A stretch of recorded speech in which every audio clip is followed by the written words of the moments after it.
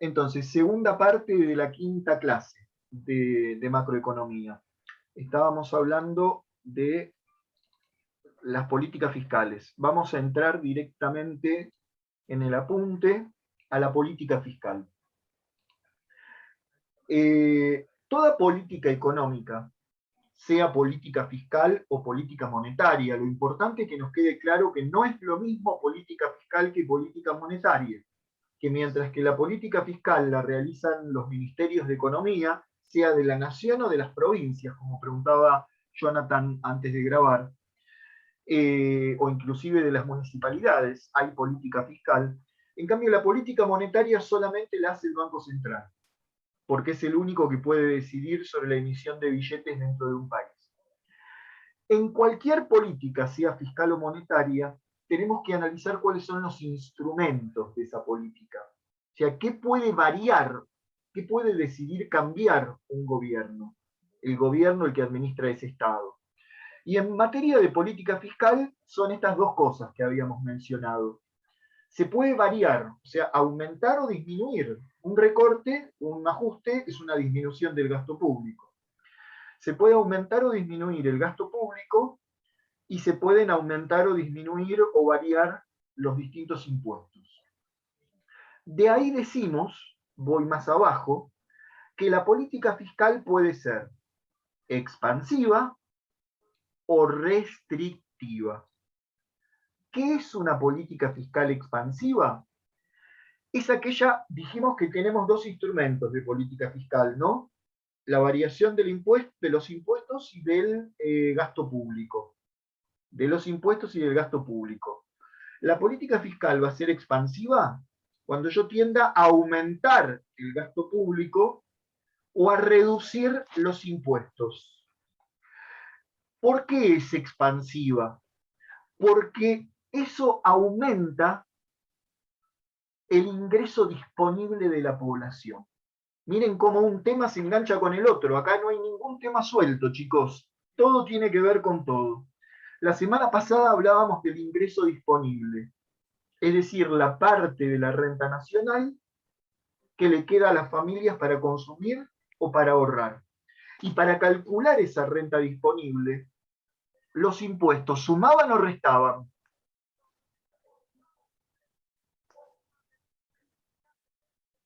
Restan. Reitero la pregunta porque algunos se quedaron por ahí sin escucharla. Pregunté si para calcular el ingreso disponible de las familias, los impuestos suman o restan. ¿Suman ingreso disponible o quitan ingreso disponible? Restan. Disminuyen el ingreso disponible. Entonces, si el Estado bajara los impuestos, supongamos que baja el IVA a la mitad y que esa reducción del IVA no se la queden los empresarios, ¿no? Porque ese es un problema. Que realmente se trasladara a una disminución de los precios, esa baja en los impuestos indirectos. Entonces, eso aumentaría el ingreso disponible de las familias. Cualquier reducción impositiva, incluso el impuesto a las ganancias de los empresarios, aumentaría el ingreso disponible de los empresarios, no de todas las familias. Por eso tengo que tener cuidado qué impuestos subo y qué impuestos bajo. Pero la cuestión es que bajar cualquier impuesto es aumentar el ingreso disponible. Y aumentar el gasto público también es aumentar el ingreso disponible. Por dos razones. Primero porque la cierren los micrófonos, por favor. Decía, aumentar el gasto público también es aumentar el ingreso disponible. Primero porque la G de gasto público forma parte del PBI y forma parte de la renta nacional y por lo tanto incrementa el ingreso disponible cuando el Estado gasta más. Pero segundo, por ejemplo, cuando el Estado gasta más en pagar más salarios a los médicos o a los docentes, eso incrementa el ingreso disponible de las familias. Pero también cuando el Estado hace un gasto que no sea parte de la G. Por ejemplo, incrementar las jubilaciones, las transferencias, que no forman parte de la G, pero también son gasto del Estado. Entonces, eso aumenta el ingreso disponible. Subir el gasto público o reducir los impuestos. Esa política fiscal, reitero, cuando el Estado sube el gasto público o reduce los impuestos, se llama política fiscal expansiva, y el Estado la hace, cuando decide este tipo de política, para estimular la demanda agregada, especialmente cuando hay recesión, caída del PBI y desempleo. Vamos a explicar la restrictiva y después hacemos una pregunta. La política fiscal restrictiva es exactamente lo contrario de la expansiva. Decimos que el Estado hace una política fiscal restrictiva cuando, al revés, sube los impuestos, lo cual hace que disminuya el ingreso disponible de las familias para consumir o ahorrar, suba de impuestos o reducción del gasto público. Por ejemplo, contratar menos docentes en el Estado o reducir las jubilaciones. Hubo gobiernos que lo hicieron, y en términos nominales. Invertir menos en salud o en obra pública. Bajar el gasto público o subir los impuestos es política fiscal restrictiva. ¿Para qué se hace una política fiscal restrictiva? Y cuando la economía está creciendo mucho, por ejemplo, cuando la demanda aumenta demasiado, dicen los economistas, y eso pueda generar inflación. Nosotros vimos en microeconomía, acá esto es macroeconomía, pero lo pueden relacionar cuando la curva de demanda se traslada demasiado hacia la derecha y hacia arriba, y la consecuencia es un incremento en los precios. Digamos que si la demanda agregada, la demanda de toda la economía, se traslada demasiado hacia arriba, podría generar inflación. No quiero dar conclusiones sobre el tema de inflación porque es un tema que requiere un análisis más profundo en el segundo cuatrimestre. Pero por ahí el Estado puede ejercer este tipo de política restrictiva, cuando quiere frenar la economía, sobre todo, porque la economía está creciendo mucho. ¿Está bien, profe, decir que es que aplica un ajuste fiscal también, o está mal decirlo? Y sí, un ajuste fiscal es política fiscal restrictiva, por supuesto. Sí. Okay. Sí. Pero entonces no es solo para solucionar el problema del déficit, sino que la política restrictiva tiene como objetivo frenar el crecimiento de la economía, cuando la economía está creciendo de manera demasiado acelerada. Y la política fiscal expansiva tiene como objetivo sacar a la economía de una recesión económica, porque aumentando el gasto público, Keynes demostró, esto lo habíamos hablado alguna vez, pero ahora es el momento de entenderlo mejor, que si la G, si el PBI es consumo privado, más inversión privada, más gasto público, más exportaciones, menos importaciones, si yo aumento la G, si el Estado decide gastar más, política fiscal expansiva, está incrementando el PBI. Y eso va a tener un efecto multiplicador, porque la clase pasada hablamos del multiplicador del PBI. ¿Se escucha bien? ¿Se entiende? Entonces, el Estado incrementa el gasto público en 1 millón, pero por efecto multiplicador el PBI se puede incrementar en 5 millones o en 10 millones.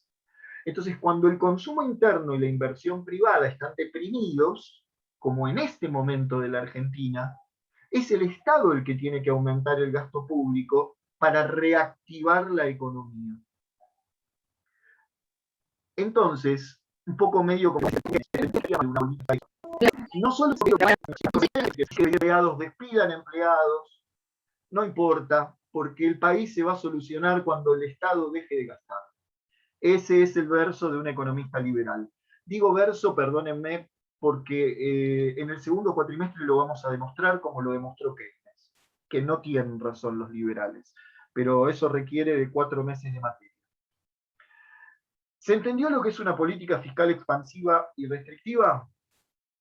Acá abajo lo tienen en el apunte. Expansiva, aumenta el gasto público o bajan los impuestos. Restrictiva, reducir el gasto público o subir los impuestos.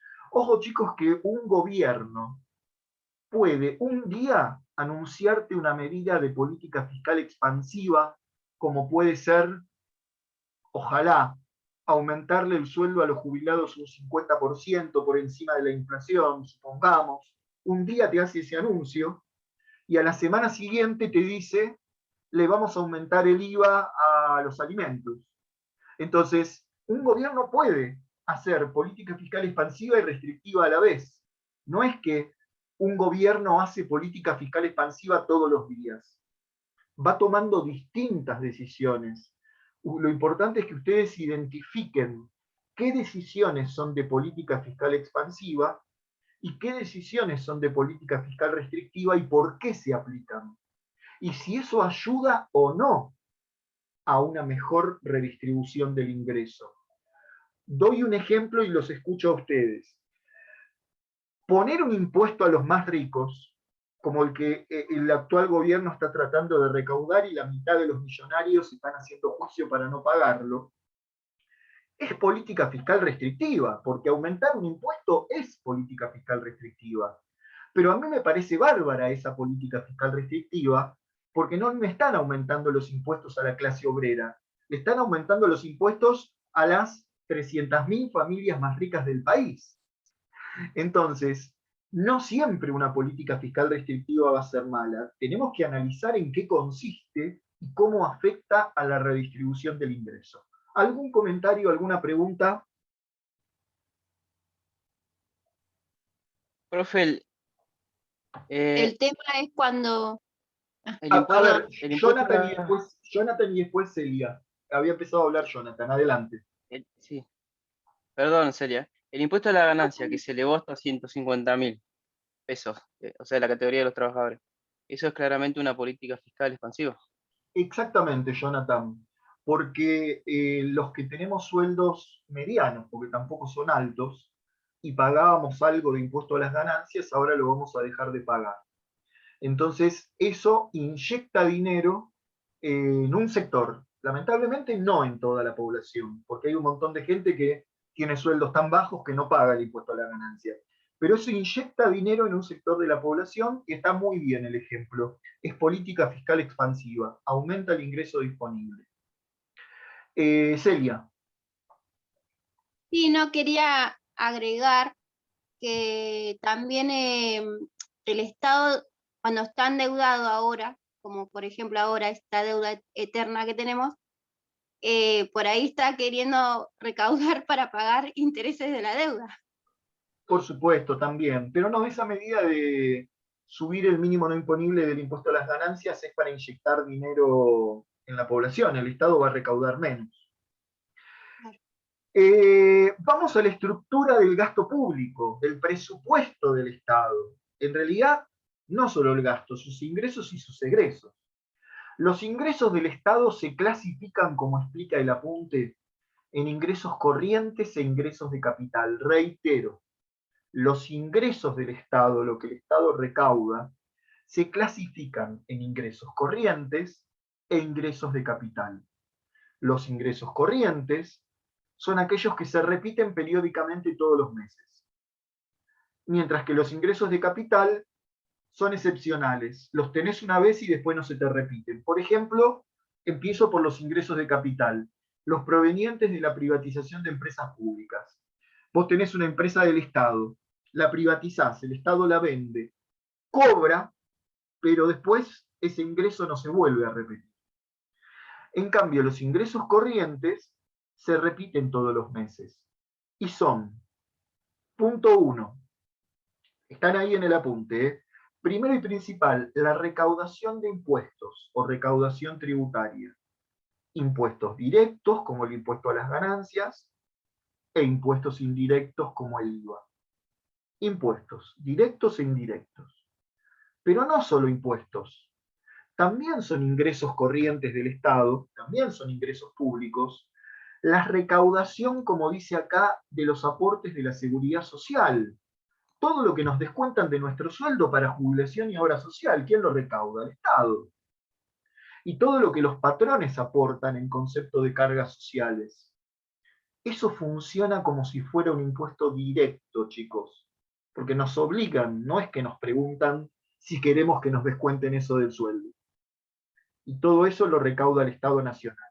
Salvo, por ejemplo, en el caso de los docentes de la provincia, que lo va a parar en una caja distinta, que lo recauda la provincia, porque los docentes de la provincia nos jubilamos no por el ANSES, sino por la provincia, pero no nos metamos en las excepciones. En general, los aportes de la seguridad social son un ingreso del Estado Nacional. Y eso le ingresa al Estado Nacional porque después el Estado Nacional tiene que pagar las jubilaciones con eso. ¿De acuerdo? ¿Se va entendiendo lo que decimos? Sigo. Mencioné dos ingresos corrientes muy importantes: los impuestos directos e indirectos y la recaudación de aportes de la seguridad social. Pero también explica el apunte que tenemos las rentas que le corresponden al Tesoro Nacional por su participación en las ganancias del Banco Central. El Banco Central es como si fuera una empresa del Estado, entre comillas. Entonces, si tiene ganancias, hay una parte que le corresponde al Estado Nacional. Lo mismo que si tuvieran ganancias las demás empresas del Estado. YPF no es una empresa del Estado, pero es una sociedad anónima con participación estatal mayoritaria. Es casi lo mismo. AISA, Ferrocarriles, todas empresas que en Argentina no dan ganancia, al contrario, dan pérdida. Aerolíneas Argentinas dan pérdida. Pero si tuvieran ganancias, el Banco Nación da ganancia. Esas ganancias también le corresponden al Estado Nacional. Eso en cuanto a los ingresos.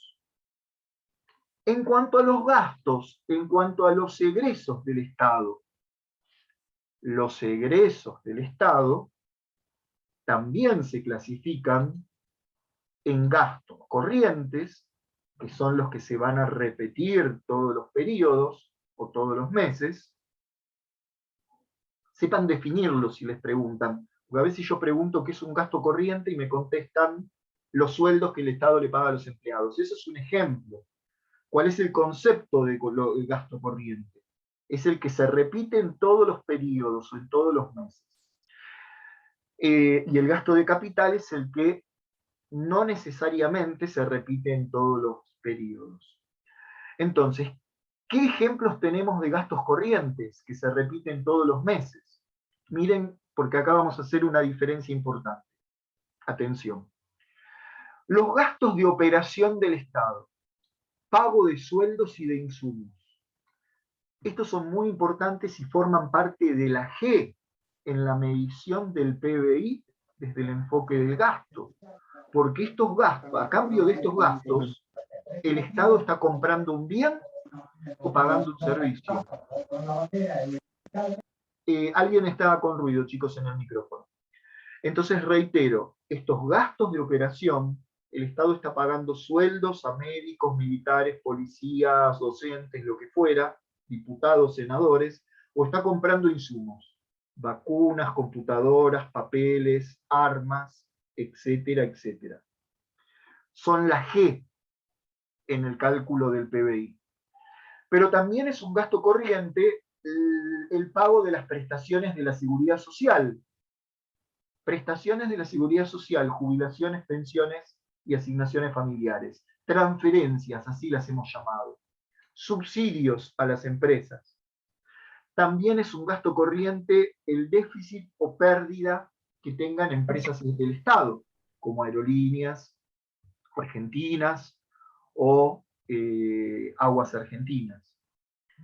Y también el pago de intereses de la deuda. En cambio, son gastos de capital, la inversión real directa del Estado, obra pública, construcción de un puente, de un hospital, todo lo que es obra pública. ¿Preguntas hasta ahí? Esto es la clasificación de los ingresos y de los egresos públicos. ¿Alguna duda? ¿Alguna pregunta?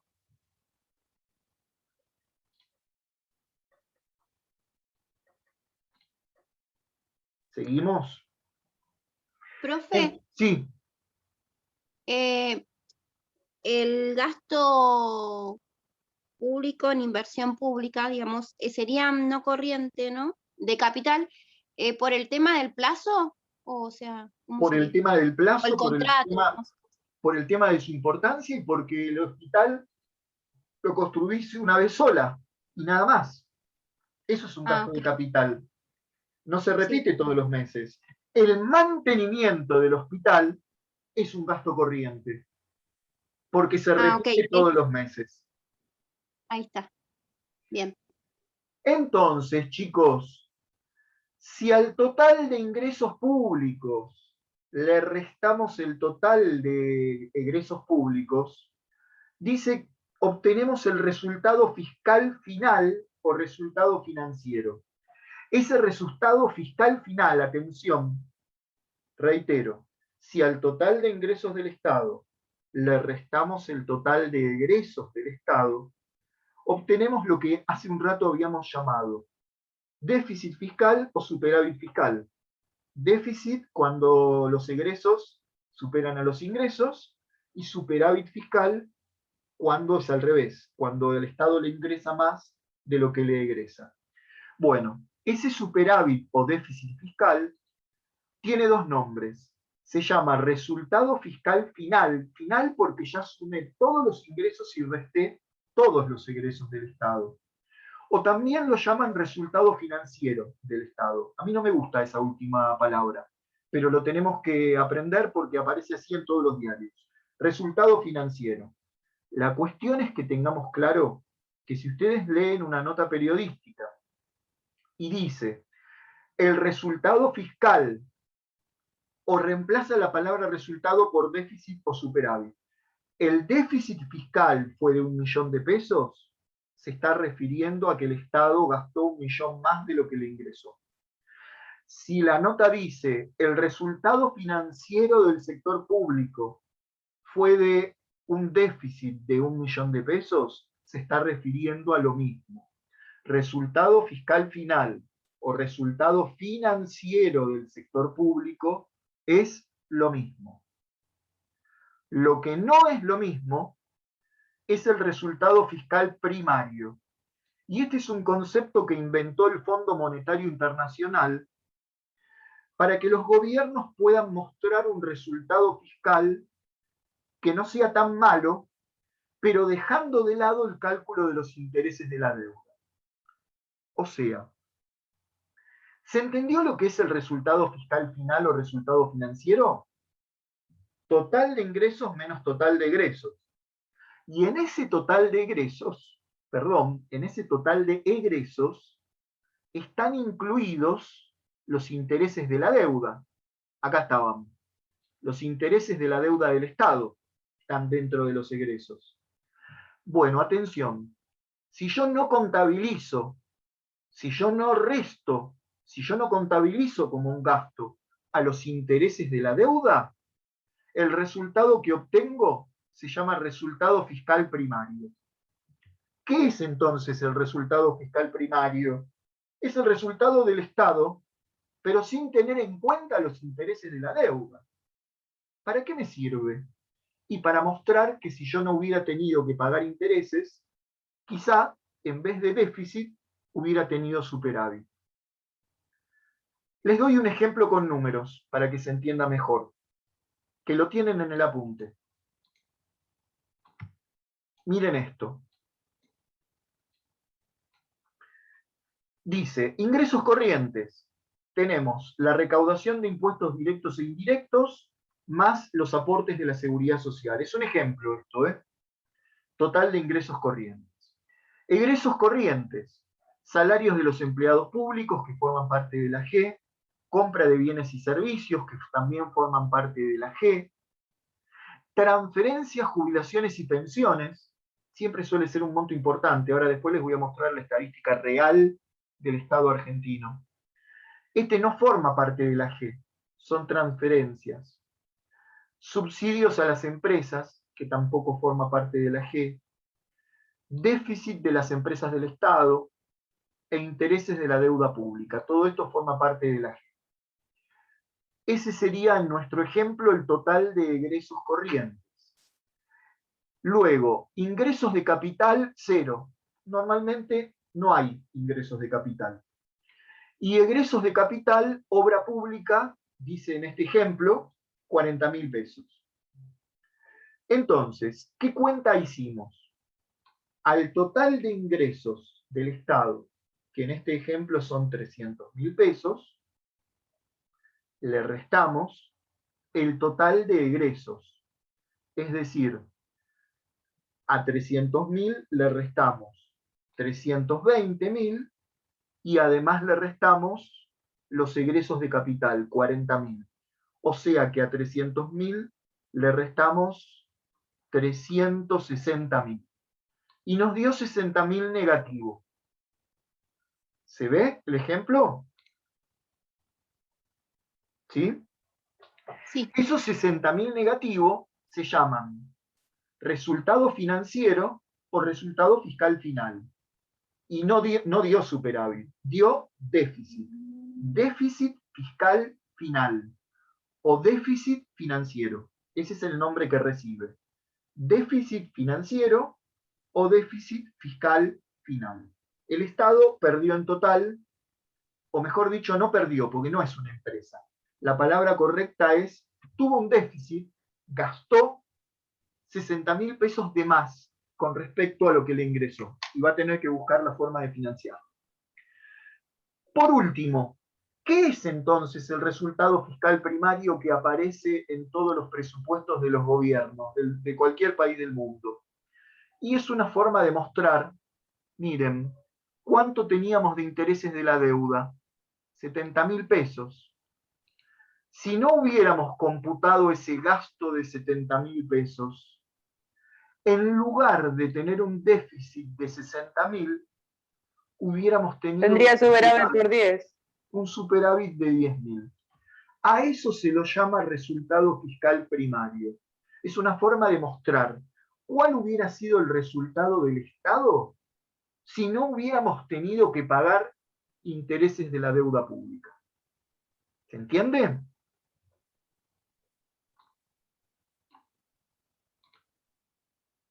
¿Para qué sirve, dijo profe? Disculpe. Primero entendamos qué significa. El resultado fiscal primario me muestra el resultado del Estado, déficit o superávit, sin tener en cuenta el pago de intereses de la deuda.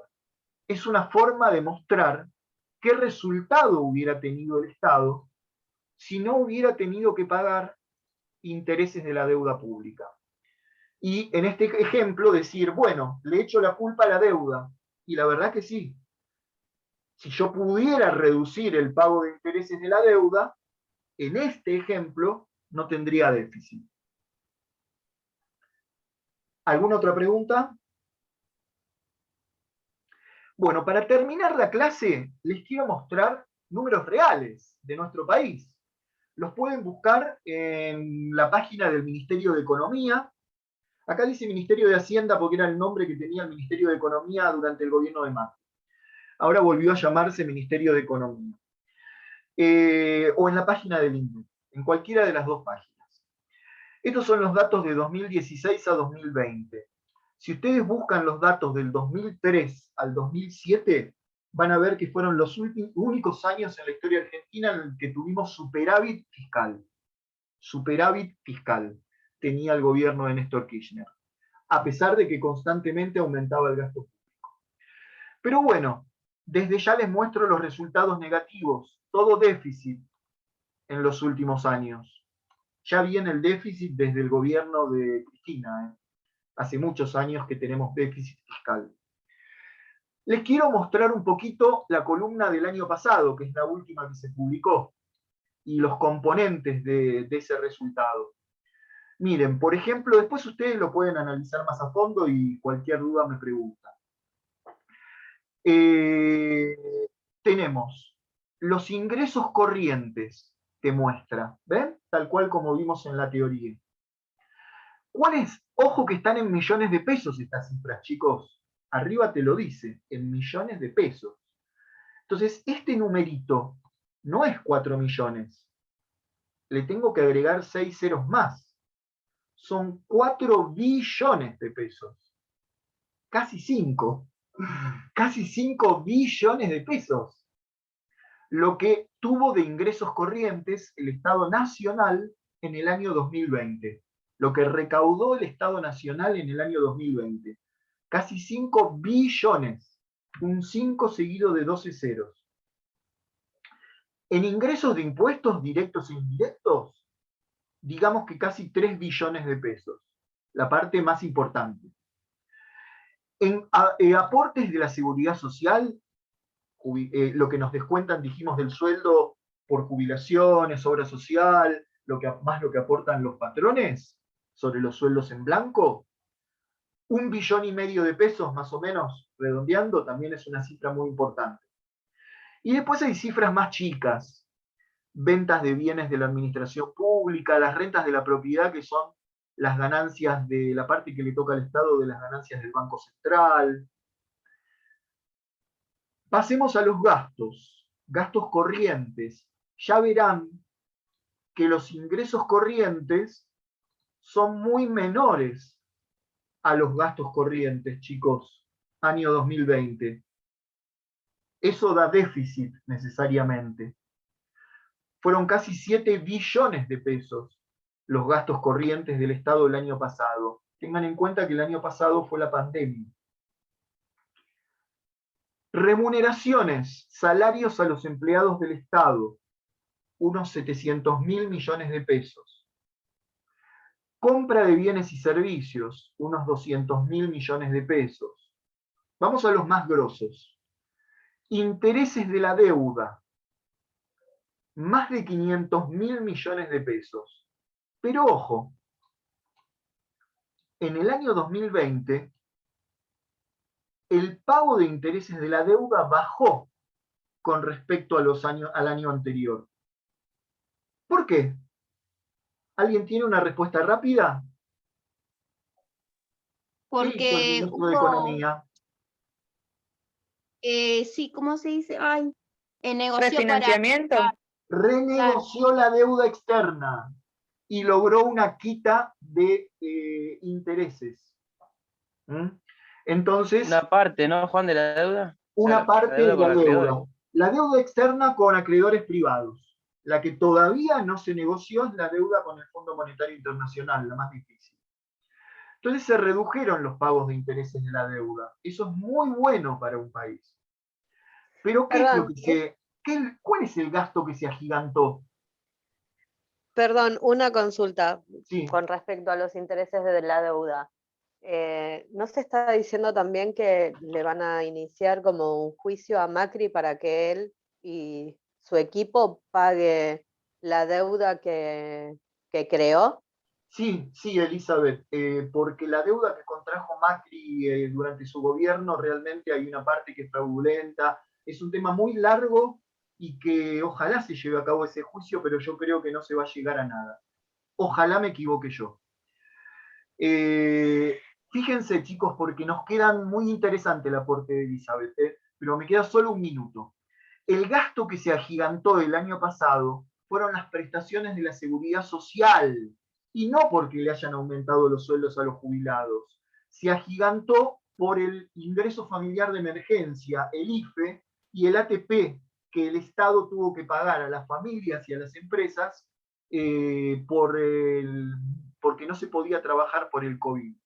El otro gasto que se agigantó, miren la cifra, por favor, 2 billones de pesos, fueron las transferencias al sector privado.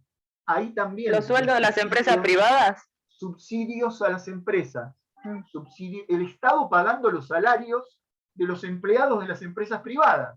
Eso es lo que ocurrió el año pasado. Para que no los echen. Todos esos gastos hicieron que el déficit fiscal del año pasado fuera mucho más alto que el de años anteriores. El resultado fiscal final fue un déficit de más de 2 billones de pesos. ¿Sí? Este fue el resultado fiscal final o resultado financiero, déficit del Estado Nacional del año pasado.